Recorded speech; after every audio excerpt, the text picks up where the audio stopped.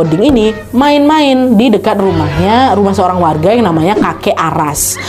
Pas tahu mereka main dekat sana, Pak Dale nih, bapaknya Toding langsung negur, "Nak, besok kok jangan lagi main ke sana ya. Terserah lah, aku mau main kemana terserah, bapak nggak ngelarang. Yang penting jangan pernah lewat dan main di depan rumahnya Pak Aras lagi."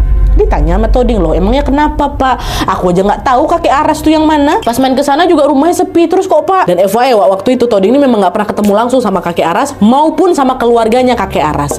Katanya di rumah Kakek Aras itu tinggal berempat. Wah, ada dia, ada istrinya, ada anak perempuannya namanya Tenriani, dan ada menantunya namanya Labu. Yang waktu itu si Labu ini udah berusia 40-an tahun. Nah, meskipun keluarga mereka ini kayak keluarga biasa aja, ternyata ada rahasia besar yang mereka sembunyikan, wah.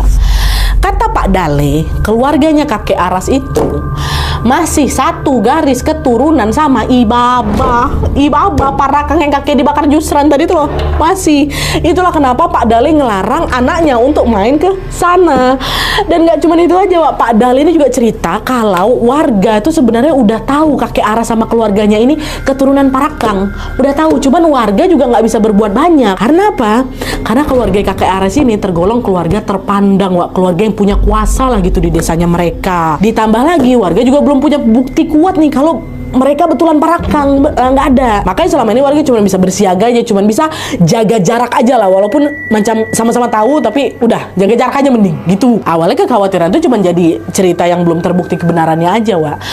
Sampai akhirnya prasangka mereka terbukti setelah jatuhnya satu korban jiwa tentang keluarga Pak Aras.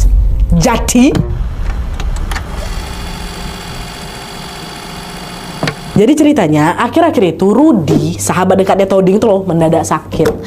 Nggak ada yang tahu pasti apa penyakitnya, Wak. Tapi yang jelas dia nggak sembuh selama beberapa hari meskipun sudah dibawa berobat kemana-mana.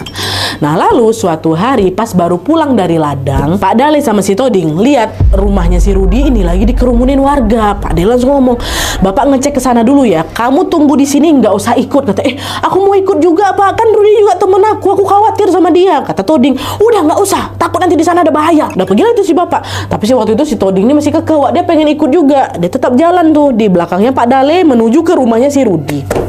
Waktu nyampe, Wak, Toding sama Pak Dale dengar suara mamanya Rudi nangis sambil teriak, pergi kamu, pergi," katanya. Semakin mereka dekat, mereka ngelihat ada laki-laki berbadan tegap yang berusaha menerobos masuk ke rumahnya Rudi, Wak. Dan karena posisi orang itu membelakangi mereka, Pak Dale sama si Toding ini, jadi Pak Dale belum tahu nih orang ini siapa gitu kan. Tapi yang jelas keributan mereka makin menjadi-jadi lagi karena si orang itu ngamuk